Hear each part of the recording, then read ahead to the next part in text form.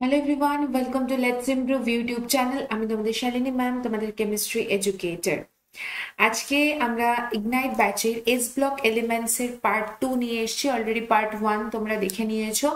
আজকে আমি পার্ট 2 নিয়ে এসেছি এবং পার্ট 2 এর আজকে পার্ট 2 তেই চেষ্টা করব পুরোটা করার, কারণ অলরেডি কিন্তু আমরা পার্ট 1 এ অনেকটা বেসিক একদম বেসিক যে জিনিসটা সেটা অলরেডি আমরা পড়ে এসেছি। আজকে আমরা পার্ট 2টা নিয়ে আলোচনা করব। যদি পার্ট 1টা কেউ না দেখে থাকো, প্লিজ গিয়ে পার্ট 1টা দেখে নিও, কারণ পার্ট 1টা না দেখলে কিন্তু পার্ট 2টা অনেকটাই প্রবলেম হবে। কারণ পার্ট 2তে যে জিনিসগুলো রয়েছে সেগুলো অলরেডি পার্ট 1এ করানো রয়েছে, সেটারই কিছু সেটারই এক্সটেন্ডেড পার্ট 2তে রয়েছে। সো আমি আর ওই জিনিসগুলো নিয়ে আলোচনা করব না, আমি পার্ট 2তে ডাইরেক্টলি চলে যাব। ঠিক আছে, চেষ্টা করব ক্লাসটা 1 ঘন্টার মধ্যে তোমাদের সামনে প্রেজেন্ট করার। আচ্ছা, এটা হচ্ছে ক্লাস 11-এর ইগনাইট ব্যাচ, যেটা হচ্ছে তোমাদের পুরোপুরি free batch for class 11 semester 1 এর জন্য, থিওরির জন্য পুরোপুরি একটা ফ্রি ব্যাচ হচ্ছে ইগনাইট ব্যাচ। আচ্ছা, এছাড়াও তোমরা জানো যে আমাদের ignite batch, Phoenix batch for class 12, এছাড়াও আমাদের যে ব্যাচটা ফ্রিতে চলছে সেটা হচ্ছে ডাব্লিউবিজেই জন্য, ডাব্লিউবিজেই 2026 অ্যান্ড 2027 জন্য আমরা অ্যাচিভার্স 2.0 পুরোপুরি ফ্রি ইউটিউবে করাচ্ছি। তার রুটিন হচ্ছে এটা। আচ্ছা, ডাব্লিউবিজেইর যে কি বলে ডাব্লিউবিজেইর যে পিডিএফটা সেটা তোমরা পাবে হচ্ছে লেটস ইমপ্রুভ অ্যাপে। ঠিক আছে, এটার পিডিএফ পাবে কিন্তু লেটস ইমপ্রুভ অ্যাপে। এটা একটু বলে দিলাম, তোমরা প্রত্যেকে একটু চেক করে নিও। ঠিক আছে। আচ্ছা, নেক্সট হচ্ছে আর এটা হচ্ছে তোমাদের টেলিগ্রাম গ্রুপ, যেখানে তোমরা এই ক্লাস 11-এর পুরো কি কি বলে পিডিএফটা পেয়ে যাবে। ঠিক আছে, ক্লাস 11-এর পিডিএফ পাবে কিন্তু টেলিগ্রাম গ্রুপে, বা ডাব্লিউবিজি এর পিডিএফ পাবে লেটস ইমপ্রুভ অ্যাপে। তো এটার নাম হচ্ছে sorry let's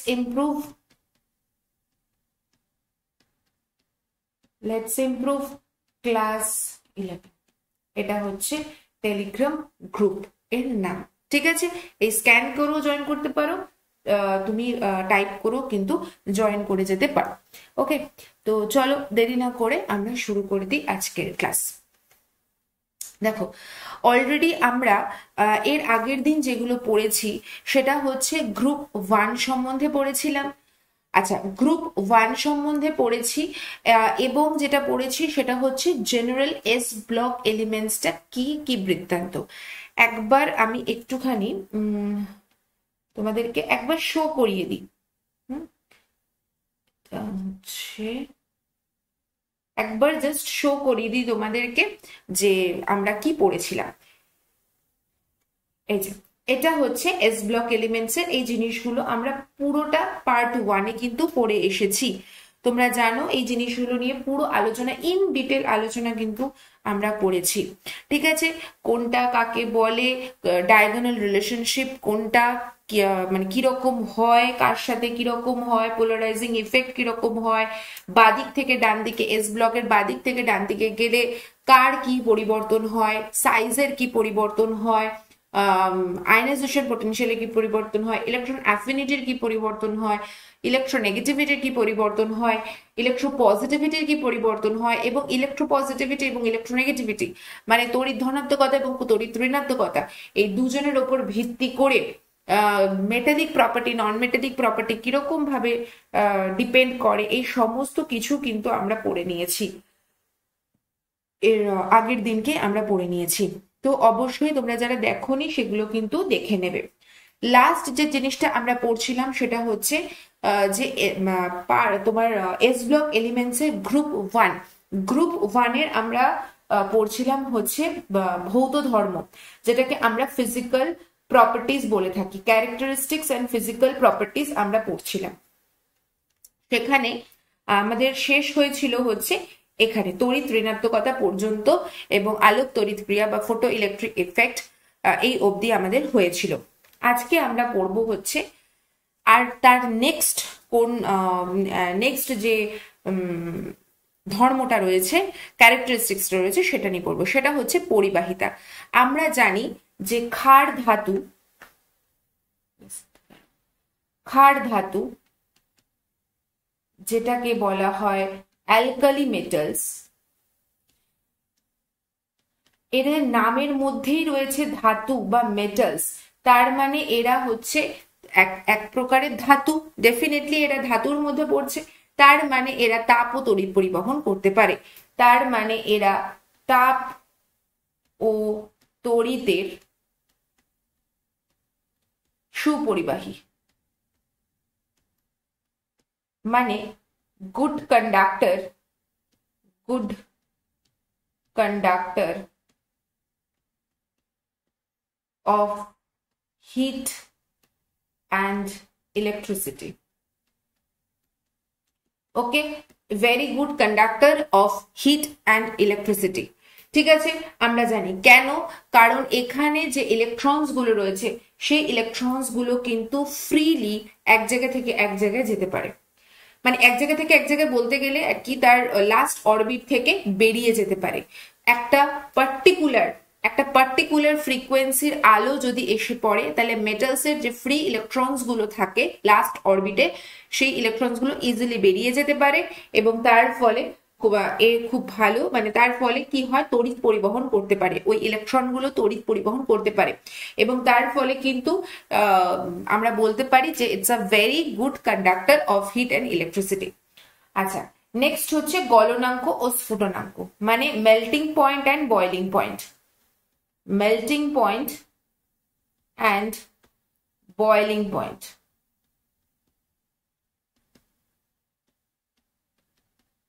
melting point and boiling point, দেখো এখানে পরিষ্কার বলে দিয়েছে যে ক্ষার ধাতুগুলি কিন্তু খুবই নিম্ন গলনাঙ্ক বিশিষ্ট, মানে এদের বয়লিং পয়েন্ট এদের melting point is very low, ঠিক আছে, অল্প তাপমাত্রাতেই কিন্তু এটা গলে যায়।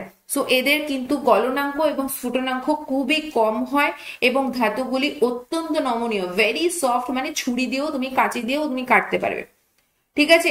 গ্রুপের ওপর থেকে নিচের দিকে কিন্তু এই গলনাঙ্ক ক্রমশ হ্রাস পায় এবং নমনীয়তা ক্রমশ বৃদ্ধি পায়।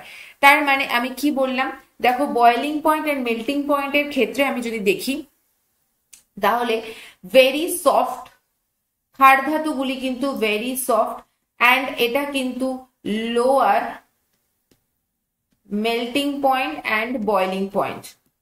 অ্যান্ড আমি যদি বলি টপ টু বটম যদি আসে গ্রুপের ওপর থেকে নিচের দিকে, গ্রুপ 1 গ্রুপের ওপর থেকে নিচের দিকে যদি আসে, তাহলে melting point and boiling point কিন্তু ডিক্রিজেস, কমতে থাকে, ডিক্রিজেস, এরা কিন্তু কমতে থাকে, ঠিক আছে। এটা হলো, তারপরে কি আসলে কেন এটা হয়, দেখো এখানে তার কারণটা বলে দিয়েছে, কারণ এদের যোজ্যতা কক্ষে একটি মাত্র ইলেকট্রন রয়েছে, আর ওই একটি মাত্র ইলেকট্রন বেরিয়ে যেতে খুবই কম শক্তি লাগে। লাস্ট অরবিটে একটা ইলেকট্রন রয়েছে, ওই একটা ইলেকট্রন বেরিয়ে যেতে খুবই কম সময় লাগে, যার জন্য মানে ওকে অল্প তাপমাত্রা দিলেই কিন্তু ও গলে যায়, বা অল্প তাপমাত্রা দিলেই কিন্তু ও ফুটতে শুরু করে। সো এর জন্য এর গলনাঙ্ক এবং স্ফুটনাঙ্ক খুবই কম হয়। আচ্ছা, গঠিত বন্ধনের প্রকৃতি, এদের যে বন্ধনটা তৈরি হয় সেটা কি ধরনের বন্ধন তৈরি হয়, দেখো প্রথমত আমরা জানি, তো তোমরা প্রত্যেকে কেমিক্যাল বন্ডিং চ্যাপ্টারটা পড়ে এসেছো, তো এই বন্ডিং এর ক্ষেত্রে কিন্তু একটা জিনিস মাথায় রাখবে, যে প্রত্যেকটা ক্ষার ধাতু, সেটা সোডিয়াম হোক পটাশিয়াম হোক, এরা কিন্তু আয়নীয় বন্ধন গঠন করে।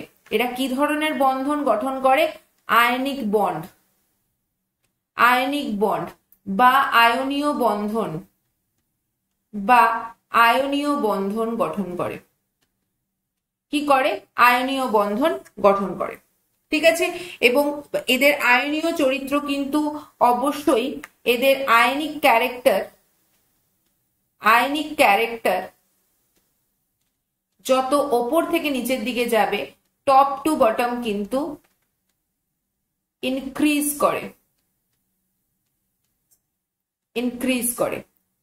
কেন আমি বলে দিচ্ছি। দেখো, যত ওপর থেকে নিচের দিকে আসে আয়নাইজেশন পোটেনশিয়াল কমে, অর্থাৎ ইলেকট্রন খুব ইজিলি বেরিয়ে যাওয়ার টেন্ডেন্সি হয়ে যায়, কারণ সাইজ বেড়ে যায় তো ইলেকট্রন ইজিলি বেরিয়ে যায়।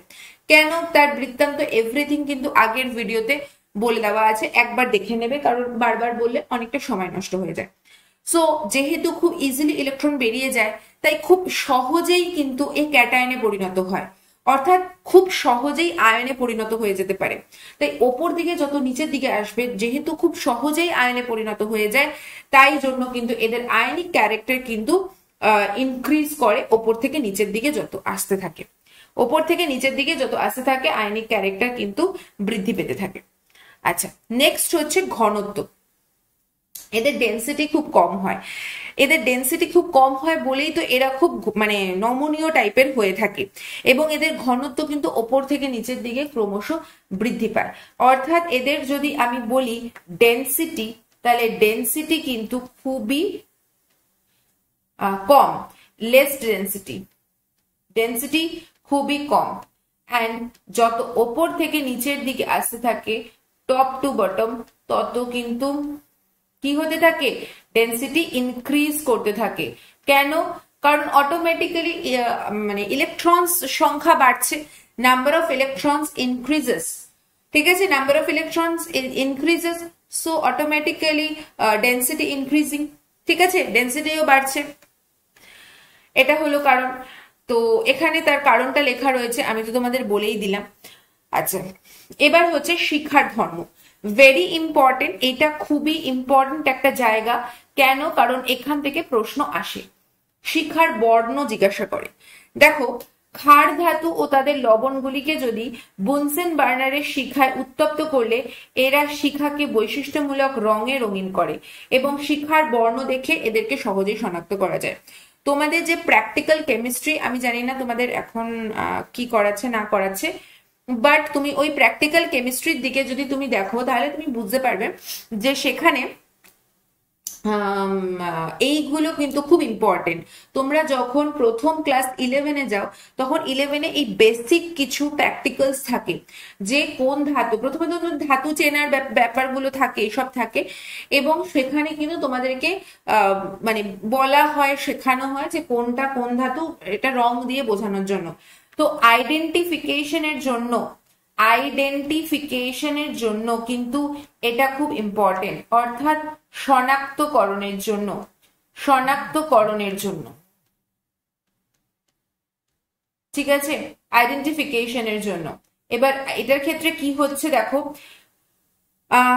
এদেরকে যখন বুনসেন বার্নারে করছো, লিথিয়ামকে যদি তুমি শিখাতে বুনসেন বার্নারে করো, তাহলে গাঢ় লাল কালারের হয়।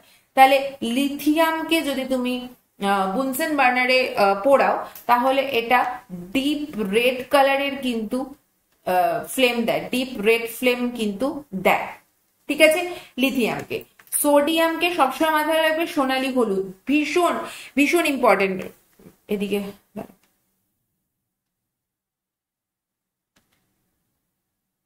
সোনালী হলুদ কালারের, সোডিয়াম সোনালী হলুদ, স স এটা মাথায় রাখবে। সোডিয়াম কিন্তু সোনালী হলুদ মানে গোল্ডেন ইয়েলো কালারের ফ্লেম। সবসময় মাথায় রাখবে সোডিয়ামের সঙ্গে সোডিয়াম সোনালী, স স মনে রাখবে, তাহলেও হয়ে যাবে, ঠিক আছে। Very important. পটাশিয়াম হচ্ছে হালকা বেগুনি, ভেরি ইম্পর্টেন্ট।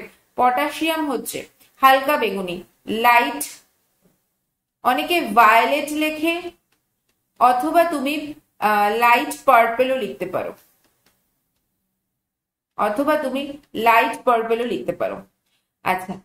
রুবিডিয়াম লালচে বেগুনি, রুবিডিয়াম হচ্ছে লালচে বেগুনি, এটা এন লিখলাম কেন, সরি, এন লিখলাম কেন, কে হবে, রুবিডিয়াম লালচে, দেখো লালচে বেগুনি মানে আগে ছিল হালকা বেগুনি, এবার একটু ডিপ হয়েছে লালচে বেগুনি, অর্থাৎ রেডিশ ভায়োলেট। আগে আমরা বেগুনিকে ভায়োলেটই বলতাম, এখন তো নানা রকম পার্পল টার্পল কথাগুলো বলে, ঠিক আছে।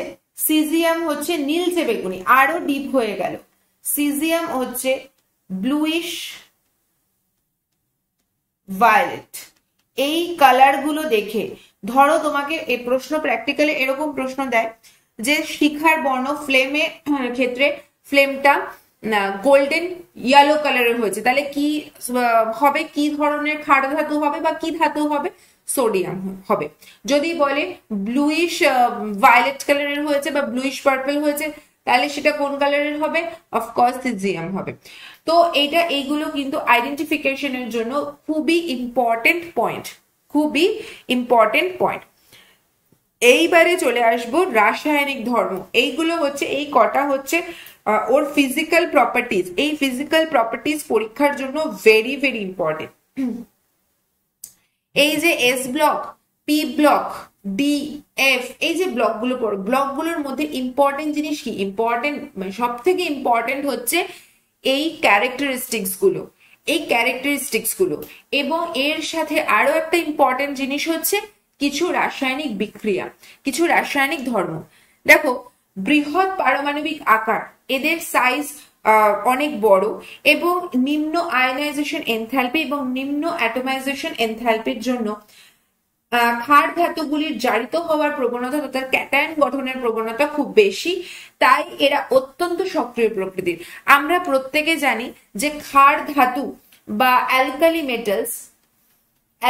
মেটালস খুবই সক্রিয়, খুবই রিঅ্যাক্টিভ,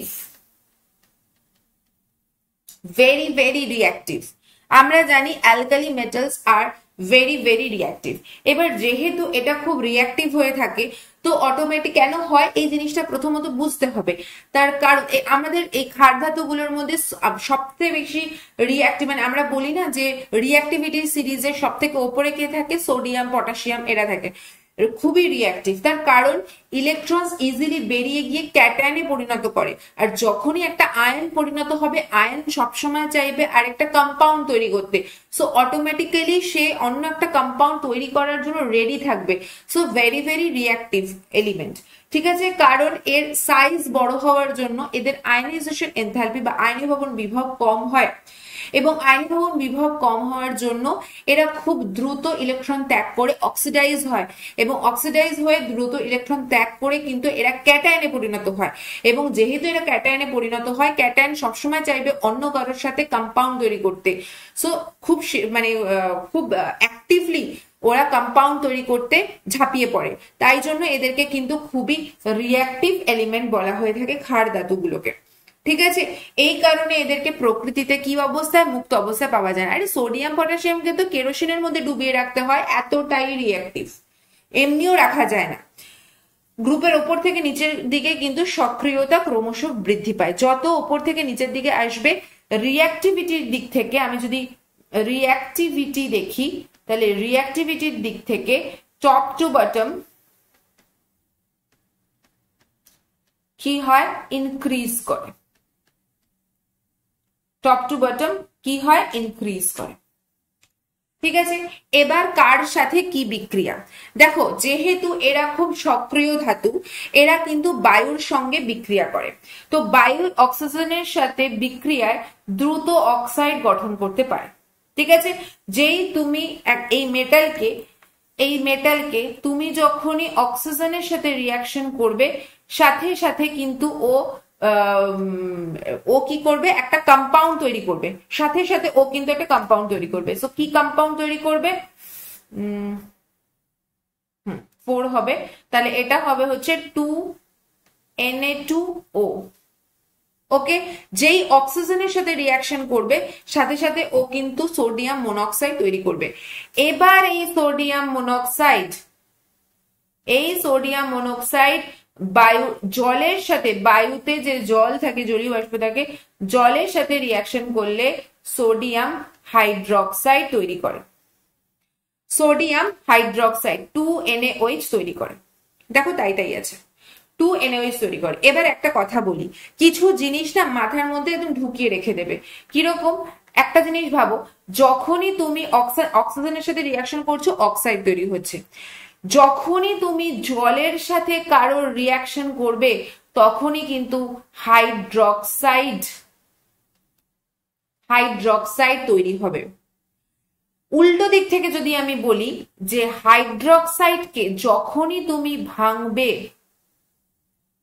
তুমি ভাঙবে তখনই কিন্তু তোমার কি হবে, জল বেরিয়ে যাবে। এটা কিন্তু মাথায় যেন থাকে, ঠিক আছে?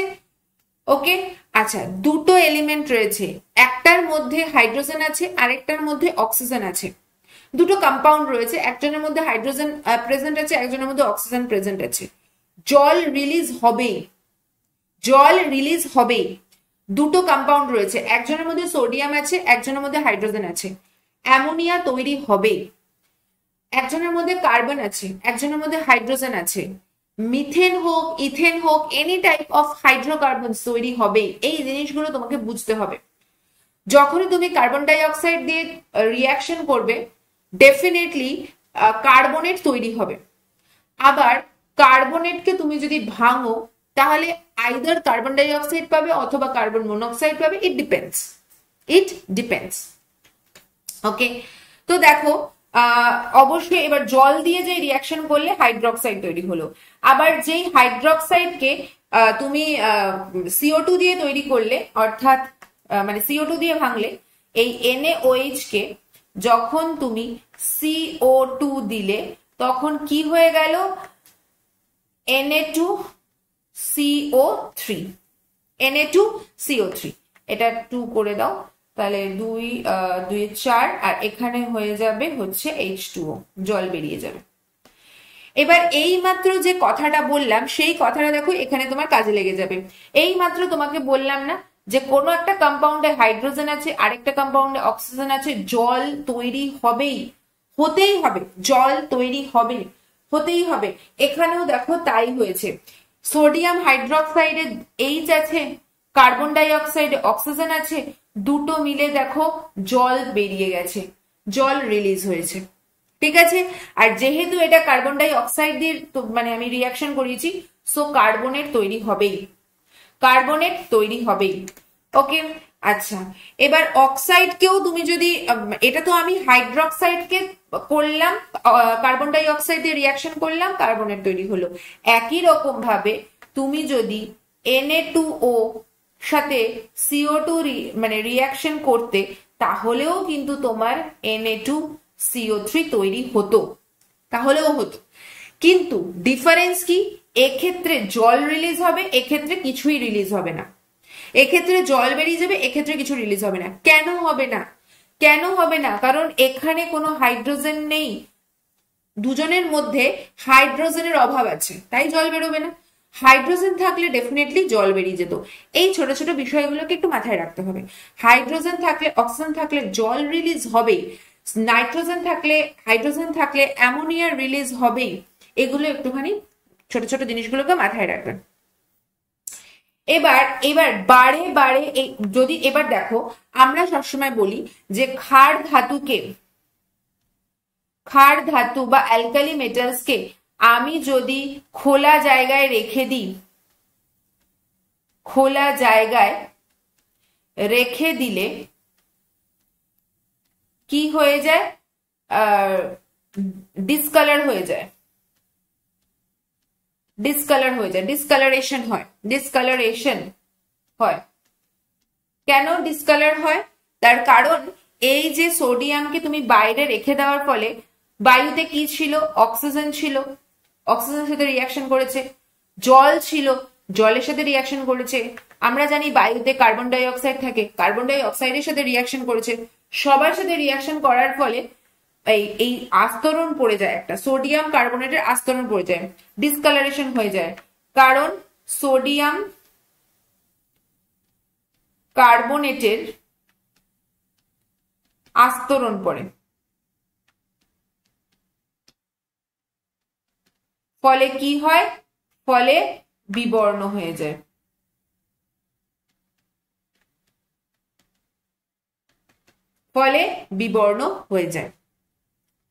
ওকে, ক্লিয়ার? আচ্ছা, এবং এবার অক্সিজেনের সাথে রিয়াকশন, এইমাত্র আমি দেখিয়েছি অক্সিজেনের সাথে কিরম ভাবে রিয়াকশন করে। এই দেখো, লিথিয়ামের সাথে অক্সিজেন, লিথিয়াম মনোক্সাইড, সোডিয়ামের সাথে অক্সিজেন, সোডিয়াম পারঅক্সাইড। আচ্ছা, এখানে যদি একটুখানি দেখো, এখানে দেখো 4Na প্লাস O2 দিলে কিন্তু 2Na2O হয়। সোডিয়ামের যদি আমি রেশিও পরিবর্তন করে দিই, মানে আমি 2Na দিই প্লাস O2 দিই, তাহলে উৎপন্ন হয় Na2O2। তাহলে সেক্ষেত্রে সোডিয়াম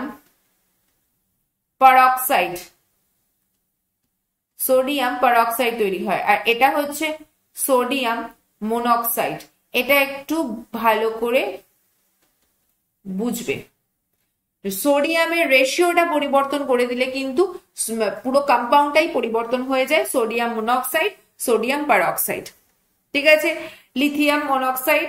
আচ্ছা, এক্ষেত্রে সুপার অক্সাইড, পটাশিয়াম রুবিডিয়াম সিজিয়ামের ক্ষেত্রে সুপার অক্সাইড তৈরি হয়। পটাশিয়াম রুবিডিয়াম সিজিয়ামের ক্ষেত্রে কিন্তু সুপার অক্সাইড তৈরি হয়। ওকে, জলের সঙ্গে রিয়াকশন আমি বারবার বলেছি। এবার দেখো, ধরো সোডিয়াম তার সাথে জল দেওয়া হলো, তাহলে কি হবে?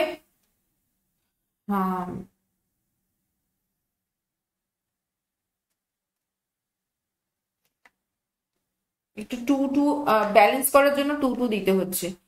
2NaOH তৈরি হলো। তার সাথে দেখো এখানে কি তৈরি হবে? জলের সাথে রিয়াকশন করলে হাইড্রোক্সাইড তো তৈরি হবে, একটু আগেই আমি বলেছি। জলের সাথে রিয়াকশন হলে, এই যে জলের সাথে রিয়াকশন হলে হাইড্রোক্সাইড তৈরি হবে, এটা তো একটু আগে বলেইছি। তাহলে এখানে দেখো হাইড্রোক্সাইড তৈরি হয়েছে, সোডিয়াম হাইড্রোক্সাইড, তার সাথে হাইড্রোজেন গ্যাস কিন্তু রিলিজ হবে। কেন? কারণ সোডিয়াম, দুটো হাইড্রোজেন এবং দুটো অক্সিজেনের সাথে সোডিয়াম হাইড্রোক্সাইড তৈরি হয়েছে, আর দুটো হাইড্রোজেন বেরিয়ে গেছে, তো হাইড্রোজেন কিন্তু রিলিজ হয়েছে। এবার প্রশ্ন তোমাকে কিরকম দেবে, যে ক্ষার ধাতুর সঙ্গে জলের বিক্রিয়ায় কোন গ্যাস উৎপন্ন হয়? Hydrogen gas. কোন গ্যাস উৎপন্ন হয়? Hydrogen gas. ঠিক আছে, গ্রুপের ওপর থেকে নিচের দিকে আমরা জানি যে ইলেকট্রোপজিটিভিটি ইনক্রিজ করে, টপ টু বটম ইলেকট্রোপজিটিভিটি ইনক্রিজ করে। তার ফলে এদের সঙ্গে, এবার দেখো, যত ইলেকট্রোপজিটিভিটি বাড়বে তত কিন্তু জলের সাথে রিয়াকশন তত বেশি হবে, তত জলের সাথে রিয়াকশনের ইফেক্টটা কিন্তু তত বেশি হবে। সো লিথিয়াম জলকে ধীরে ধীরে বিয়োজিত করে, লিথিয়াম ওপরে রয়েছে তাই লিথিয়াম ধীরে ধীরে বিয়োজিত করে, যত নিচের দিকে যাবে তত কিন্তু রিয়াকশন, মানে আরো বেশি রিয়াক্টিভিটি বাড়বে, আরো রিয়াকশন বেশি করে হবে। সোডিয়াম জলের সাথে তীব্রভাবে, দেখো লিথিয়ামের নিচে সোডিয়াম, তাহলে সোডিয়াম অনেক তীব্রভাবে বিক্রিয়া করবে এবং উৎপন্ন ডাইহাইড্রোজেন মাঝে মধ্যে জ্বলে ওঠে, এবং এর ফলে যে হাইড্রোজেনটা তৈরি হয় সেটা কিন্তু মানে এতটাই সক্রিয় যে মাঝে মাঝে কিন্তু বিস্ফোরণ হয়ে যেতে পারে, মাঝে মাঝে কিন্তু এটা জ্বলে উঠতেও পারে। পটাশিয়াম রুবিডিয়াম সিজিয়ামের সঙ্গে জলের বিক্রিয়ায় কিন্তু মানে যত নিচের দিকে আসবে সোডিয়াম, যত নিচের দিকে আসবে জলের সাথে রিয়াকশনে তত কিন্তু ভয়াবহ রিয়াকশন হবে, মানে তত তীব্রভাবে রিয়াকশন হবে, তত স্ট্রংলি রিয়াক্টেড হবে, তত কিন্তু তোমার কি হবে? বিস্ফোরণ হবে, এবং অনেক সময় কিন্তু মানে ম্যাক্সিমাম ক্ষেত্রে কিন্তু আগুন ধরে যাওয়ার একটা চান্স থাকে। সোডিয়ামকে জলের মধ্যে ফেলে দেখো না কেমন আওয়াজ হয়, শ শ শ করে আওয়াজ হয়, হাইড্রোজেন গ্যাস রিলিজ করে। সো যত নিচের দিকে আসবে, টপ টু, আমি যদি লিখি টপ টু বটম, ওপর থেকে নিচে রিয়াক্টিভিটি ইনক্রিজ করে, তার ফলে ওয়াটারের সাথে রিয়াকশনও কিন্তু ইনক্রিজ করে। রিয়াকশন উইথ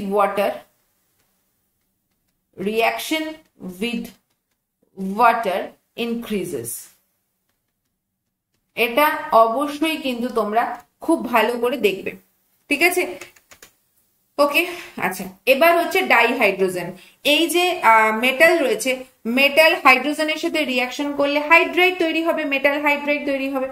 যেরকম ধরো 2 সোডিয়াম, আমি সবকটা সোডিয়াম দিয়ে দেখাচ্ছি, তোমরা পটাশিয়াম রুবিডিয়াম লিথিয়াম যা ইচ্ছা দিয়ে করতে পারো। তুমি যদি হাইড্রোজেনের সাথে রিয়াকশন করো তাহলে কি তৈরি হবে? 2NaH, সোডিয়াম হাইড্রাইড তৈরি হবে। কি তৈরি হবে? সোডিয়াম হাইড্রাইড তৈরি হবে। হাইড্রাইড গুলির আয়নীয় চরিত্র আবারও কিন্তু সেম। এই যে হাইড্রাইড, এর যে ক্যারেক্টার, এর যে আয়নিক ক্যারেক্টার, এটার যে আয়নিক ক্যারেক্টার সেটা কিন্তু টপ টু বটম ইনক্রিজ করবে, কি হবে, ইনক্রিজ করবে। ঠিক আছে, আচ্ছা কেন, কারণ যত নিচের দিকে যাবে আয়নাইজেশন পোটেনশিয়াল কমবে, আয়নাইজেশন পোটেনশিয়াল যত কমবে তার মানে ইলেকট্রন রিলিজ হবে, ইলেকট্রন বেরিয়ে যাওয়ার টেন্ডেন্সি বাড়বে, তার ফলে সেটা তত বেশি ক্যাটায়নে পরিণত হবে, আর তার ফলে হাইড্রোজেনের সাথে রিঅ্যাকশন মানে হাইড্রাইড ক্যারেক্টার কিন্তু তত বৃদ্ধি হবে। ঠিক আছে, নেক্সট এবার হচ্ছে গ্রুপের ওপর থেকে নিচের দিকে কিন্তু আমরা গ্রুপের ওপর থেকে নিচে ডাইহাইড্রোজেনের সাথে ধাতুর বিক্রিয়ার প্রবণতা ক্রমশ হ্রাস পায়। কেন, কারণ ক্যাটায়নের আকার বৃদ্ধির সঙ্গে এমএইচ এর জালক শক্তি হ্রাস পায় বলে হাইড্রোজেনের সাথে বিক্রিয়ার প্রবণতা কমে যায়। অর্থাৎ এখানে ল্যাটিস শক্তি, যেহেতু এখানে যত নিচের দিকে যাবে তত বড় ক্যাটায়ন তৈরি হয় এবং ক্যাটায়নের আকার যেহেতু বৃদ্ধি পায় তাই এই হাইড্রাইডের দেখো আকার বৃদ্ধি পেলে যদি জিনিসটা অনেকটা ছড়িয়ে যায় তাহলে শক্তি অনেকটা কমে যায়। ঠিক আছে, ইন্টারমলিকিউলার অ্যাট্রাকশনটা কমে যায়, জালক শক্তি কমে যায়, তার ফলে হাইড্রাইডের ক্ষমতাও কিন্তু ধীরে ধীরে কমে যেতে থাকে, মানে হাইড্রোজেনের সাথে রিঅ্যাকশনও কিন্তু ধীরে ধীরে কমে যেতে থাকে। সমস্ত হাইড্রাইড গুলি কিন্তু প্রচন্ড শক্তিশালী বিজারক রূপে কাজ করে এবং এদের বিজারণ ক্ষমতা গ্রুপের ওপর থেকে নিচের দিকে ক্রমশ বৃদ্ধি পায়। অর্থাৎ বিজারক রূপে আমরা যদি বলি রিডিউসিভ এজেন্ট হিসাবে যদি আমি দেখি তাহলে টপ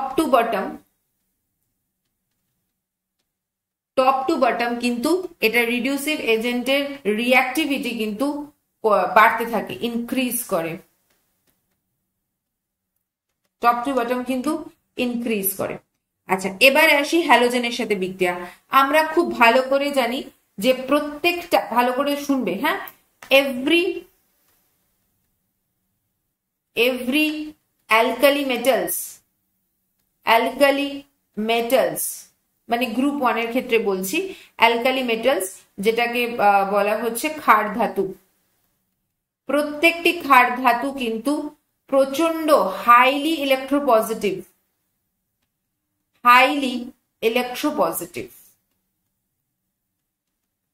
অ্যান্ড আমরা যদি বলি এভরি হ্যালোজেন্স এরা কিন্তু হাইলি ইলেকট্রোনেগেটিভ এবং বলা হয় যে পুরো পিরিয়ডিক টেবিলে সব থেকে তড়িৎ ঋণাত্মক গ্রুপ যদি হয় সেটা হ্যালোজেন। তাহলে হ্যালোজেন হচ্ছে সব থেকে তড়িৎ ঋণাত্মক আর সে হচ্ছে সব থেকে তড়িৎ ধনাত্মক। ঠিক আছে, গ্রুপ 1 হচ্ছে সব থেকে তড়িৎ ধনাত্মক, তার ফলে এদের মধ্যে রিঅ্যাকশন খুব বেশি হয়। সব থেকে বেশি তড়িৎ ঋণাত্মক কে, আমি যদি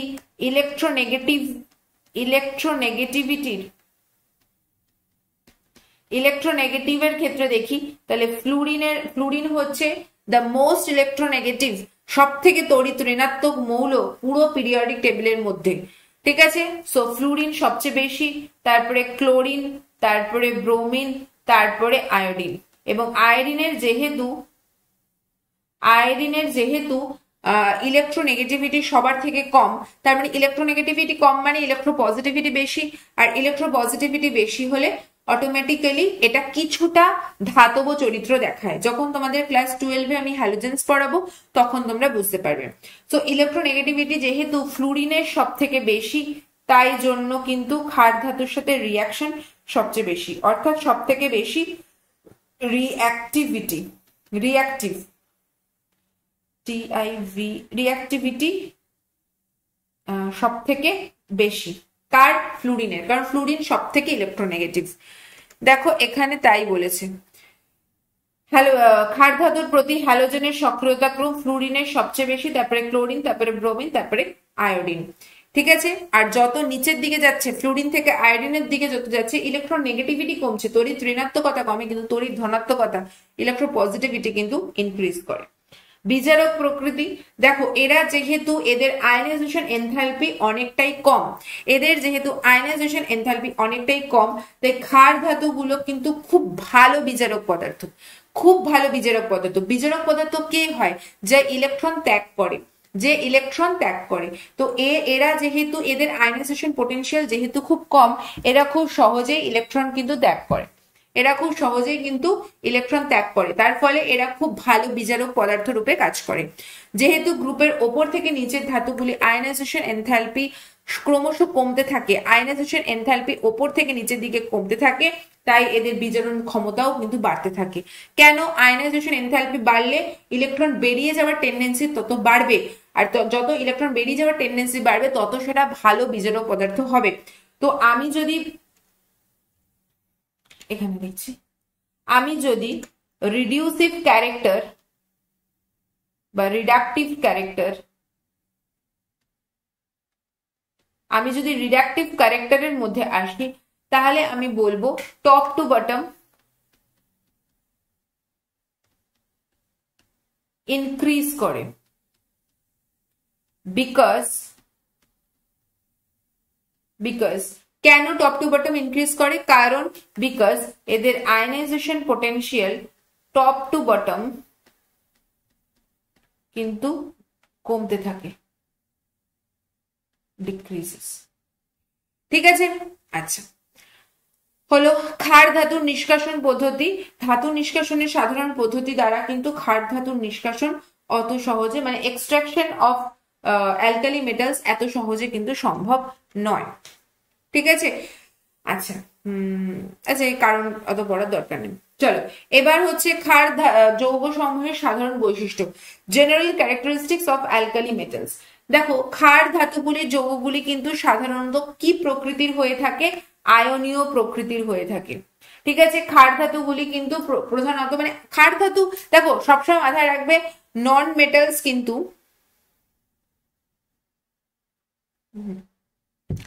সবসময় মাথায় রাখবে নন মেটালস কিন্তু সমযোজী প্রকৃতির হয়ে থাকে, অর্থাৎ কোভ্যালেন্ট নেচারের হয়ে থাকে। কিন্তু ক্ষার ধাতু এরা কিন্তু কি প্রকৃতির হয়ে থাকে? ক্ষার ধাতু কিন্তু আয়নিক প্রকৃতির হয়ে থাকে, আয়নীয় প্রকৃতির হয়ে থাকে, আয়নিক নেচারের হয়ে থাকে। এদের কিছু যৌগের সাধারণ বৈশিষ্ট্য সমূহ কি কি রয়েছে? অক্সাইড ও হাইড্রোক্সাইড।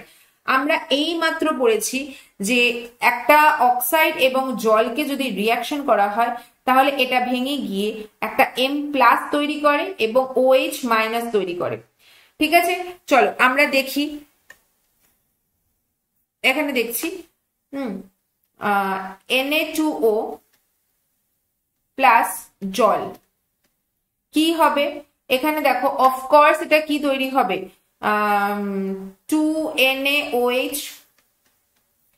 2NaOH ফর্ম করবে, হ্যাঁ 2NaOH ফর্ম করলে এবার এই যে NaOH-টা এটা কিভাবে ভাঙা যায়? একটা হচ্ছে Na+, একটা হচ্ছে OH-, একটা হচ্ছে Na+ আর একটা হচ্ছে OH-। ঠিক আছে, আচ্ছা এটা হচ্ছে তোমার ক্ষার ধাতুর মনোক্সাইড গুলো কিন্তু আয়নীয় প্রকৃতির যে কঠিন পদার্থ হয়, এটাই তার প্রমাণ যে তুমি যদি এই মনোক্সাইডকে জল দিয়ে মানে রিয়াকশন করো তাহলে NaOH তৈরি হয়, সেই NaOH কে ভাঙলে Na+OH- হয়ে যায়। এর ফলে এখান থেকে বোঝা যাচ্ছে যে এটা আয়নিক নেচারের হয়ে থাকে অ্যান্ড এরা কিন্তু সলিড হয়ে থাকে। ঠিক আছে, সলিড ম্যাটার হয়ে থাকে। এবার আসি প্যারক্সাইড। প্যারক্সাইড গুলো কিন্তু খুবই শক্তিশালী জারক পদার্থ হিসেবে কাজ করে। আমরা জানি যখনই আমরা কোনো জারণ করি, অক্সিডেশন করি, অক্সিডেশনের ফলে কিন্তু কি হয়? অক্সিডেশনের ফলে কিন্তু জারণ হয়, সরি অক্সিডেশনের ফলে আমরা কি করি? অক্সিডেটিভ এজেন্ট দিয়ে কিন্তু আমরা অক্সিডেশন করি, অর্থাৎ জারক পদার্থ দিয়ে জারণ করি। এবার সেই জারক পদার্থকে কিন্তু আমরা কি ব্যবহার করতে পারি? সেটা হচ্ছে প্যারক্সাইড। আমরা অনেক ক্ষেত্রেই অক্সিডেশনের জন্য কিন্তু প্যারক্সাইড ব্যবহার করে থাকি। আমরা অক্সিডেশনের জন্য কি ব্যবহার করে থাকি? অনেক সময় কিন্তু প্যারক্সাইড ব্যবহার করে থাকি। আচ্ছা কারণ কি? কারণ এরা জলের সাথে বিক্রিয়ায় কিন্তু হাইড্রক্সাইডের সাথে H2O2 উৎপন্ন করে। তাহলে সোডিয়াম প্যারক্সাইড অজৈব রসায়ন, আচ্ছা এটা বাদ দাও। আচ্ছা কিরকম ভাবে করে দেখো, M2O2 জলের সাথে যে রিয়াকশন দেবে অটোমেটিক্যালি এই যে আমরা সোডিয়াম পারঅক্সাইড জলের সাথে যেই রিয়াকশন করবে হাইড্রোক্সাইড তো তৈরি করবেই, তার সাথে আবার হাইড্রোজেন পারঅক্সাইডও তৈরি করবে। আমরা আসছি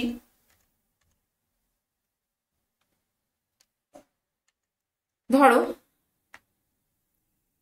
Na2O2 সোডিয়াম পারঅক্সাইড, একে জল দিয়ে রিয়াকশন করছি, কি তৈরি হবে? 2NaOH, এটা তো তৈরি হবে। তার সাথে হাইড্রোজেন পারঅক্সাইড তৈরি হবে, কি তৈরি হবে? হাইড্রোজেন পারঅক্সাইড তৈরি হবে। ওকে, হাইড্রোজেন পারঅক্সাইড তৈরি হবে। এর ফলেই কিন্তু এটা জারণ পদার্থ মানে জারণ করতে পারে, এটাই কিন্তু প্রমাণ করা যায়। আচ্ছা, সুপার অক্সাইড গুলো আরো শক্তিশালী জারক পদার্থ। দেখো জল জারক পদার্থ, হ্যাঁ ম্যাম ঠিক আছে। আমি যদি বলি পারঅক্সাইড, সেটাও খুব শক্তিশালী জারক পদার্থ। এবার যদি আসি সুপার অক্সাইড, সুপার অক্সাইডও কিন্তু প্রচন্ড জারক পদার্থ। যেমন NaO2 সুপার অক্সাইড, এটা অক্সিজেনের সাথে জারণ করলে কিন্তু কি কি পাওয়া যাচ্ছে দেখো, একটু তুলনা করে করে আসি, এই জন্য আমি একই জায়গায় লিখছি, বারে বারে আমাকে চেঞ্জ করে করে লিখতে হচ্ছে, বাট আমি এটা তোমাদের দেখানোর জন্য বলছি। ধরো আমি নিলাম NaO2 সুপার অক্সাইড, এর সাথে জল দিলাম, ওকে, কি উৎপন্ন হবে? 2NaOH তো উৎপন্ন হবেই, 2NaOH উৎপন্ন হবে, H2O2 উৎপন্ন হবে, তার সাথে অক্সিজেন উৎপন্ন হবে। আচ্ছা এখানে কটা আছে? 2 2 4, তার মানে এখানে হচ্ছে 2, অক্সিজেনও 2 2 4 হয়েছে, 2 2 4 2 6, তার মানে এটা হচ্ছে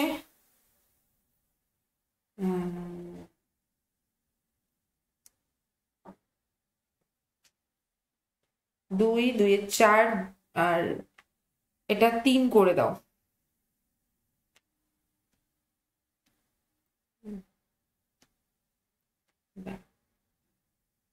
সোডিয়াম সোডিয়াম, অক্সিজেন দুটো দুটো চারটে, দুটো দুটো চারটে, এখানে একটা এক্সট্রা রয়েছে। আচ্ছা হাইড্রোজেন 4, হাইড্রোজেন 2 একে 4, এটা 3O2 করলে হবে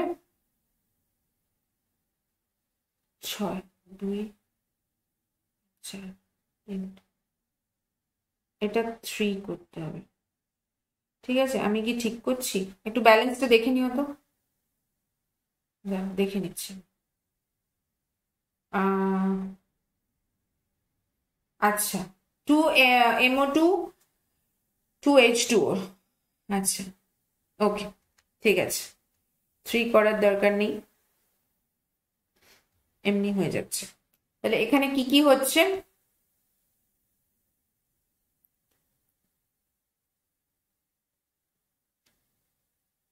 এটা 2, এটা 2, এটা এটা এটা এটা, ঠিক আছে। তাহলে কি কি তৈরি হচ্ছে? তাহলে তুমি দেখতেই পাচ্ছ যে NaO2 মানে সুপার অক্সাইড, সুপার অক্সাইড আর ওয়াটার দিলে তাহলে এখানে কি কি তৈরি হচ্ছে? একটা হাইড্রোক্সাইড তৈরি হচ্ছে, পারঅক্সাইড তৈরি হচ্ছে, আর তার সাথে অক্সিজেন তৈরি হচ্ছে। তার মানে আগে যখন শুধুমাত্র জল দিয়ে রিয়াকশন করেছিলাম, ভালো করে বুঝবে, শুধু যখন এটা 1 নাম্বার দাও, এটা 2 নাম্বার দাও, এটা 3 নাম্বার দাও, আমি যখন শুধুমাত্র জল দিয়ে রিয়াকশন করেছিলাম তখন কিন্তু শুধুমাত্র হাইড্রোক্সাইড তৈরি হয়েছিল, তার মানে ঠিক আছে জারক পদার্থ। আমি যখন পারঅক্সাইড দিয়ে করলাম, পারঅক্সাইড দিয়ে করলাম জলের সাথে রিয়াকশন, তখন হাইড্রোক্সাইড তো হয়েই ছিল, হাইড্রোক্সাইড তো হয়েই ছিল, তার সাথে আবার হাইড্রোজেন পারঅক্সাইড তৈরি হয়েছিল, হাইড্রোজেন পারঅক্সাইড তৈরি ছিল। যখন আমি সুপার অক্সাইড দিয়ে রিয়াকশন করলাম তখন হাইড্রোজেন পারঅক্সাইড আবার অক্সিজেন, তাহলে এটাও অক্সিডেশন হয়েছে, অক্সিডেশন হয়েছে। আচ্ছা এক্ষেত্রেও অক্সিডেশন মানে অক্সিডেটিভ এজেন্ট, অক্সিডেটিভ এজেন্ট হয়েছে, কারণ এক্সট্রা আবার একটা হাইড্রোজেন পারঅক্সাইড এসছে, আর এখানে আবার হাইড্রোজেন পারঅক্সাইডের সাথে আবার অক্সিজেন অ্যাড হয়েছে, তার মানে এটাও অক্সিডেটিভ এজেন্ট। তার মানে তত শক্তিশালী জারক পদার্থ হয়ে যাচ্ছে। অর্থাৎ এখানে Na2O টা একটা জারক পদার্থ বা অক্সিডেটিভ এজেন্ট। ওকে, অক্সিডেটিভ এজেন্ট, ঠিক আছে, ভালো কথা, আমি মেনে নিচ্ছি। এটা হচ্ছে একটা শক্তিশালী স্ট্রং অক্সিডেটিভ এজেন্ট, আর এটা হচ্ছে STRONG, আর এটা হচ্ছে very very strong oxidative agent, very very strong oxidative agent. ঠিক আছে, কারণ এ আবার এক্সট্রা অক্সিজেন তৈরি করছে, এক্সট্রা অক্সিজেন তৈরি করছে। ওকে, নেক্সট।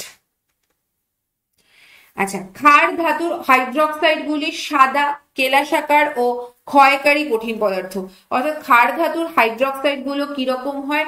হোয়াইট কালারের ক্রিস্টালাইন হয়ে থাকে, হোয়াইট কালারের ক্রিস্টালাইন হয়ে থাকে এবং ক্ষয়কারী কঠিন পদার্থ, এবং এটা কিন্তু ক্ষয় হতে থাকে। সমস্ত ক্ষারকের মধ্যে এরা শক্তিশালী ও সহজেই জলে দ্রবীভূত হয়। এরা সমস্ত ক্ষারকের মধ্যে, যত ক্ষারক রয়েছে সব ক্ষারকের মধ্যে এরা হচ্ছে সহজেই কিন্তু জলে দ্রবীভূত হয়ে যায়। অর্থাৎ ক্ষার ধাতু, অ্যালকালি মেটালস, গ্রুপ 1, গ্রুপ 1 এর কথা এখানে কিন্তু এখন অব্দি গ্রুপ 1 আমি চলছি, এটা কিন্তু গ্রুপ 1 এর কথা বলছি। তো গ্রুপ 1 গুলি কিন্তু মানে সহজেই কিন্তু জলে দ্রবীভূত হয়ে যায় এবং খুব শক্তিশালী। এরা দ্রবীভবনের ফলে কিন্তু প্রচুর পরিমাণে তাপ নির্গত হয়। দেখবে সোডিয়ামকে জলের মধ্যে দিলে শঁ করে আওয়াজ হয়, মানে প্রচুর পরিমাণে হিট মানে নির্গত হয়, কারণ এক্ষেত্রে অতিরিক্ত হাইড্রেশন ঘটে। LiOH বাদ দিয়ে বাকি হাইড্রক্সাইড গুলির তাপের প্রতি স্থিতিশীল। ঠিক আছে, আচ্ছা, এবার ক্ষার ধাতুর এই অ্যালকালি মেটালস এর হাইড্রক্সাইড গুলোর কিন্তু বেসিসিটি গ্রুপের ওপর থেকে নিচের দিকে বৃদ্ধি পায়। আমি বারবার বলছি, যত ওপর থেকে নিচের দিকে আসবে আয়নাইজেশন পোটেনশিয়াল কি হয়? কমে যায়, সাইজ বেড়ে যায়, আয়নাইজেশন পোটেনশিয়াল বা আয়নাইজেশন এনথালপি বা আয়নীভবন বিভব যাই বলো না কেন সেটা কমে যায়। আর আয়নাইজেশন পোটেনশিয়াল কমে গেলে অটোমেটিক্যালি কিন্তু ইলেকট্রোপজিটিভিটি বেড়ে যায়। ইলেকট্রোপজিটিভিটি বাড়ছে মানে মেটালিক প্রপার্টি বাড়ছে, আর মেটালের এনি টাইপ অফ হাইড্রক্সাইড কিন্তু বেসিক নেচারের হয়ে থাকে। তাহলে যত ওপর থেকে নিচের দিকে আসবে বেসিক প্রপার্টি বা ক্ষারীয় প্রকৃতি কিন্তু ক্রমশ বাড়তে থাকবে যত ওপর থেকে নিচের দিকে আসবে। তার মানে নিচের দিকে কি থাকে? সিজিয়াম।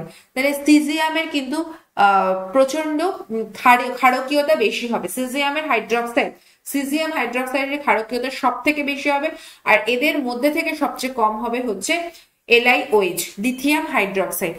এর কিন্তু বেসিসিটি সবচেয়ে কম, আর সিজিয়াম যেহেতু একদম নিচে অবস্থান করছে তাই সিজিয়াম হাইড্রক্সাইডের সব থেকে বেশি হবে।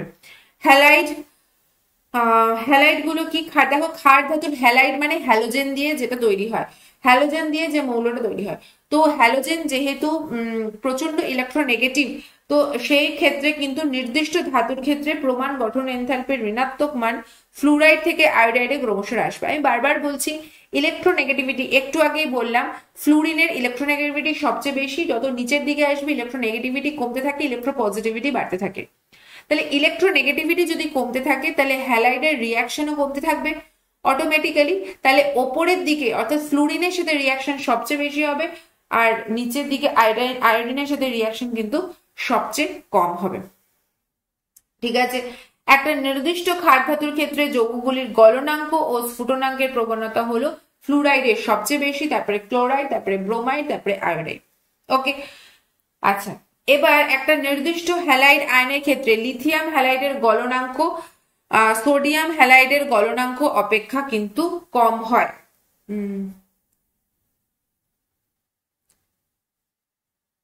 হ্যাঁ, দেখো একটা নির্দিষ্ট, হ্যাঁ ঠিক আছে, একটা নির্দিষ্ট কিন্তু হ্যালাইড আয়নের ক্ষেত্রে, একটা হ্যালাইড আয়নের ক্ষেত্রে কিন্তু লিথিয়াম হ্যালাইড অর্থাৎ LiH এর মেল্টিং পয়েন্ট গলনাঙ্ক, এটা কিন্তু সোডিয়াম হাইড্রাইডের গলনাঙ্কের থেকে কিন্তু কি হয়? মেল্টিং পয়েন্টের থেকে কিন্তু কম হয়। আবার সোডিয়াম থেকে সিজিয়ামের দিকে কিন্তু গলনাঙ্ক ক্রমশ কমতে থাকে। আবার উল্টো দিক থেকে সোডিয়ামের পর থেকে পটাশিয়াম হাইড্রাইড বলো, রুবিডিয়াম হাইড্রাইড বলো, সিজিয়াম হাইড্রাইড বলো, সিজিয়াম হাইড্রাইড বলো, এদের ক্ষেত্রে গলনাঙ্ক কিন্তু ধীরে ধীরে কমতে থাকে, ধীরে ধীরে কমতে থাকে। আচ্ছা, এবার হচ্ছে অক্সো অ্যাসিড। অক্সো অ্যাসিড, ক্ষার ধাতুগুলির অক্সো অ্যাসিড যেরকম হচ্ছে carbonic acid, nitric acid, sulphuric অ্যাসিডের সঙ্গে বিক্রিয়া করে অ্যাসিডের লবণ গঠন করে। তাহলে এই ক্ষার ধাতুগুলো যদি HNO3, HCl, carbonic acid H2CO3, sulphuric acid H2SO4 এদের সাথে যদি রিয়াকশন করে তাহলে কিন্তু অ্যাসিডের লবণ গঠন করে, কি করে, সল্ট তৈরি করে এবং ডাইহাইড্রোজেন নির্গত হয়। ঠিক আছে, লিথিয়াম যেহেতু উচ্চ ধ্রুবায়ন ক্ষমতা, তাই জালক শক্তি প্রভাবের জন্য লিথিয়াম লবণগুলির অস্বাভাবিক আচরণ করে। এবার এই লিথিয়াম কেন অস্বাভাবিক আচরণ করে সেটাই আমি দেখব। এখানে কার্বনেট এবং বাইকার্বনেট লবণের প্রকৃতি দেখো, সব থেকে বেশি কার্বনেট লবণের প্রকৃতি বা স্থায়িত্ব সবচেয়ে বেশি হচ্ছে তোমার সিজিয়ামের, কারণ সিজিয়াম সবার নিচে অবস্থান করছে, প্রচন্ড রিঅ্যাক্টিভ। তো এর ক্ষেত্রে আমি যদি স্থায়িত্ব দেখতে থাকি, ওপর থেকে নিচের দিকে এর স্টেবিলিটি কিন্তু ক্রমশ বাড়তে থাকে এবং সিজিয়ামের ক্ষেত্রে সব থেকে বেশি। আচ্ছা, নাইট্রেট লবণের প্রকৃতি দেখো, নাইট্রেট লবণকে তুমি যদি ভাঙো তাহলে কি তৈরি হয়, MnO2 তৈরি হয়, নাইট্রাইট তৈরি হয় এবং তার সাথে অক্সিজেন গ্যাস নির্গত হয়। অর্থাৎ MnO3 এই ক্ষার ধাতুগুলির যে নাইট্রেট সেটা কিন্তু সংকেত বিশিষ্ট নাইট্রেট গঠন করে। এগুলি আয়নীয় কেলাসিত পদার্থ, এরা হচ্ছে আয়নিক ক্রিস্টালাইন ম্যাটার এবং জলে অধিক মাত্রায় দ্রাব্য। এবার LiNO3 ছাড়া বাকি নাইট্রাইট গুলি তাপের প্রভাবে বিয়োজিত হয়ে নাইট্রাইট লবণে পরিণত হয়। লিথিয়াম বাদ দিয়ে, কারণ লিথিয়াম মানে যেহেতু খুব ছোট এবং এর ইলেকট্রোপজিটিভিটি বাকিদের থেকে তুলনামূলক কম হয়, সো অটোমেটিক্যালি এ একটু অন্যরকম বিহেভিয়ার করে। কেন করে আমি এটা আসবো একটু পরে। তো এটা লিথিয়াম বাদ দিয়ে সোডিয়াম, পটাশিয়াম, রুবিডিয়াম, সিজিয়াম এরা সবাই কিন্তু কি করে, নাইট্রেটের সাথে রিয়াকশন মানে নাইট্রেটের রিয়াকশন করে কিন্তু অক্সিডাইজ হয়ে কিন্তু ভেঙে যায়, মানে তাপে কিন্তু ভেঙে যায়, ভেঙে গিয়ে কি তৈরি করে, নাইট্রাইট লবণ তৈরি করে, তার সাথে অক্সিজেন গ্যাস নির্গত করে। ঠিক আছে, লিথিয়াম নাইট্রেটের বিয়োজনের ফলে লিথিয়াম অক্সাইড তৈরি হয়ে যায়, ওটা নাইট্রেট তৈরি হয় না। এই যে লিথিয়াম নাইট্রেট কিন্তু ভেঙে গিয়ে লিথিয়াম অক্সাইড তৈরি করে, নাইট্রোজেন ডাই অক্সাইড তৈরি করে বাদামি কালারের এবং অক্সিজেন তৈরি করে। লিথিয়ামের ক্ষেত্রে একটু আলাদা, বাকি সবার ক্ষেত্রে কিন্তু সেম থাকে।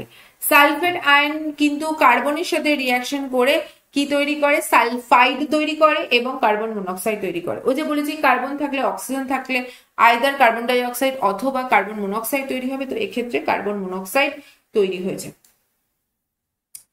এবার লিথিয়ামের অস্বাভাবিক এবং ম্যাগনেসিয়ামের অস্বাভাবিক আচরণ। ম্যাগনেসিয়ামও কিন্তু সাইজে প্রচন্ড ছোট, তো তার জন্য কিন্তু লিথিয়াম এবং ম্যাগনেসিয়াম, আচ্ছা এক সেকেন্ড একটা কথা বলি, সরি, ম্যাগনেসিয়ামের সাইজ ছোট না, বেরিলিয়ামের সাইজ ছোট। লিথিয়াম এবং ম্যাগনেসিয়ামের মধ্যে কেন এদের মধ্যে সম্পর্ক, কারণ লিথিয়াম এবং ম্যাগনেসিয়ামের মধ্যে কিছু সাদৃশ্য দেখা যায়, তার একমাত্র কারণ হচ্ছে এরা কোনাকুনি অবস্থান করে। এরা কোথায় অবস্থান করে, কোনাকুনি অবস্থান করে। দেখো, লিথিয়াম ক্ষার ধাতুর বৈশিষ্ট্যমূলক ধর্ম প্রদর্শন করলেও এটি অন্যান্য ক্ষার ধাতু থেকে ভিন্ন কিছু মানে আচরণ দেখায়, কিছু অস্বাভাবিক আচরণ দেখায় লিথিয়াম। তার কারণ হচ্ছে প্রথমত লিথিয়ামের সাইজ খুব ছোট, খুবই ছোট, তার ফলে সাইজ ছোট হলে অটোমেটিক্যালি পোলারাইজিং পাওয়ার বেশি হয়, কারণ আমরা জানি polarising power is equal to charge by size. তো সাইজ যদি কমে যায়, ডিনোমিনেটর যদি কমে যায়, তাহলে অটোমেটিক্যালি পুরো ফ্র্যাকশনটা বেশি হবে। তো যেহেতু এর সাইজ খুব কম, তাই এর ধ্রুবায়ন ক্ষমতা খুব বেশি এবং এর ফলে লিথিয়াম যৌগ সমূহের কিন্তু সমযোজী ধর্ম লাভ করে থাকে এবং অন্যান্য ক্ষার ধাতুর তুলনায় এরা উচ্চ আয়নন এনথালপি, এদের আয়নাইজেশন এনথালপি খুব বেশি হয় এবং কম তড়িৎধনাত্মক চরিত্র কিন্তু যোজ্যতা কক্ষে ডি অরবিটালের অনুপস্থিত। হ্যাঁ, এটা একটা ইম্পর্টেন্ট জিনিস, সেটা একটা হচ্ছে সাইজ, যে এর সাইজ খুব ছোট হয় এবং যেহেতু ডি কক্ষক ডি অরবিটালে যেতে পারে না, তার আগেই ইলেকট্রন শেষ হয়ে যায়, অর্থাৎ ডি অরবিটাল অ্যাবসেন্ট থাকে, তো এই ডি অরবিটালের অ্যাবসেন্সের জন্য কিন্তু শক্তিশালী ধাতব বন্ধন তথা উচ্চ সংশক্তি প্রবণ শক্তি লাভ করে, অর্থাৎ এর মেটালিক বন্ড কিন্তু যথেষ্ট শক্তিশালী হয়ে থাকে। ঠিক আছে, এর মেটালিক বন্ড খুবই শক্তিশালী হয়ে থাকে। এবার লিথিয়াম এবং ম্যাগনেসিয়ামের মধ্যে সম্পর্ক এর আগের দিনই বলে দিয়েছি যে লিথিয়াম এবং ম্যাগনেসিয়াম যেহেতু কোনাকুনি অবস্থান করে তাই এদের সাইজ দেখো অলমোস্ট সেম, এটা 152 এটা 160, অলমোস্ট সেম। আমি আগের দিনও বারবার অলমোস্ট কথাটাকে বারবার জোর দিয়েছি, পুরোপুরি সেম কখনোই দুটো মানে দুটো এলিমেন্টে সেম হতে পারে না, তো সেক্ষেত্রে খুব কাছাকাছি যায় এবং এদের আয়নের যে আকার রয়েছে সেক্ষেত্রেও কিন্তু এটা 76 এটা 72। ঠিক আছে, এদের ঋণাত্মকতার মানও কিন্তু প্রায় সমান, লিথিয়ামের 1 ম্যাগনেসিয়ামের 1.2, খুবই কাছাকাছি। সো এই কারণে এদের মধ্যে কিছু সিমিলারিটিস দেখা যায়। ওকে, এবারে আসবো হচ্ছে ক্ষারীয় মৃত্তিকা ধাতু, যেটাকে আমরা বলি যে অ্যালকালি আর্থ মেটাল।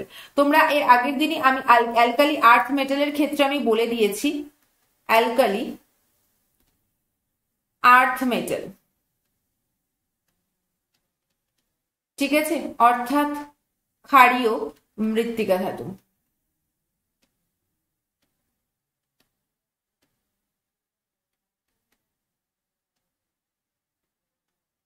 ঠিক আছে,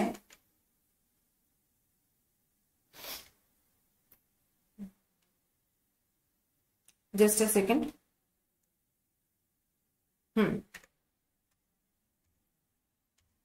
আচ্ছা, অ্যালকালি আর্থ মেটালস কোন গ্রুপে থাকে? অফকোর্স এটা হচ্ছে গ্রুপ 2 তে থাকে। কোথায় থাকে? গ্রুপ 2 তে থাকে। ঠিক আছে, আচ্ছা, তারপরে গ্রুপ 2 তে থাকে, অর্থাৎ বাদিক থেকে মানে গ্রুপ 1 এর ডান দিকে থাকে। আচ্ছা, এরা কে কে থাকে? Beryllium, magnesium, calcium, strontium, barium, radium, এরা হচ্ছে থাকে। ঠিক আছে, ওকে, এদের সর্বশেষ কক্ষের ইলেকট্রন বিন্যাস অর্থাৎ ইলেকট্রন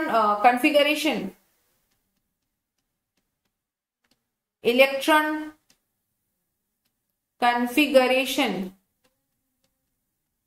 অফ লাস্ট অরবিট কি হবে? NS2, অর্থাৎ লাস্ট অরবিটে দুটো ইলেকট্রন থাকে। তার মানে যখন ইলেকট্রন বেরিয়ে যাবে তখন দুটো ইলেকট্রন বেরিয়ে যাবে, তার ফলে এদের যোজ্যতা কত হবে? 2+2। এদের ভ্যালেন্সি কিন্তু +2 হবে, অর্থাৎ এদের জারণ অবস্থা বা অক্সিডেশন স্টেট, এদের অক্সিডেশন স্টেটও কিন্তু +2 হবে। এদের কিন্তু যত ওপর থেকে নিচের দিকে আসবে, এরা যত ওপর থেকে নিচের দিকে আসবে এদের সাইজ কিন্তু ইনক্রিজ হবে, তার ফলে এদের ionisation potential, electron affinity, electronegativity বা তড়িৎ ঋণাত্মকতা কিন্তু কি হবে? ডিক্রিজ করবে। ইনক্রিজ আর কে করবে? ইলেকট্রো পজিটিভিটি ইনক্রিজ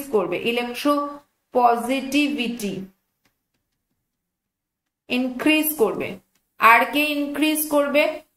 সেটা হচ্ছে মেটালিক প্রপার্টি, ধাতব ধর্ম, মেটালিক প্রপার্টি ইনক্রিজ করবে। আর কে ডিক্রিজ করবে? নন মেটালিক প্রপার্টি, এ কিন্তু ডিক্রিজ করবে।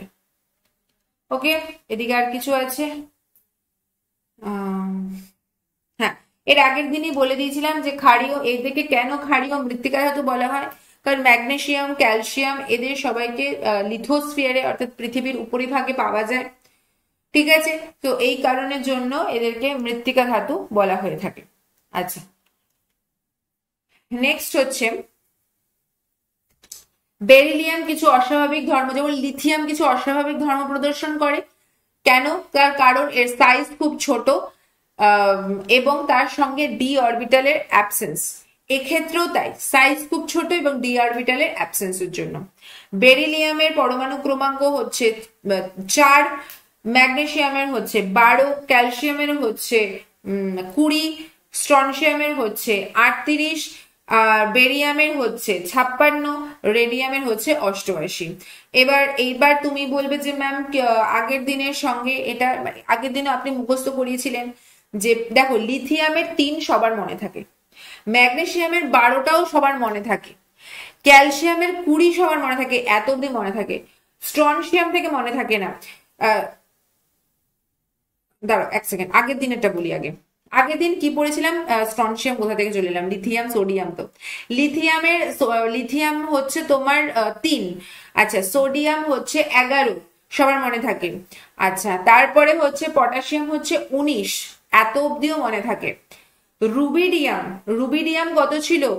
রুবিডিয়াম ছিল 37, তাই তো 37, তাহলে রুবিডিয়াম 37। আমি কি করে মনে করিয়েছিলাম যে পটাশিয়ামের হচ্ছে 19, 1 + 9 হচ্ছে 10, তাহলে রুবিডিয়ামের ক্ষেত্রেও কিন্তু 3 + 7 10। আচ্ছা সিজিয়ামের কত বলেছিলাম? 55, 5 + 5 10 বলেছিলাম। অ্যান্ড ফ্রান্সিয়ামের হচ্ছে 87।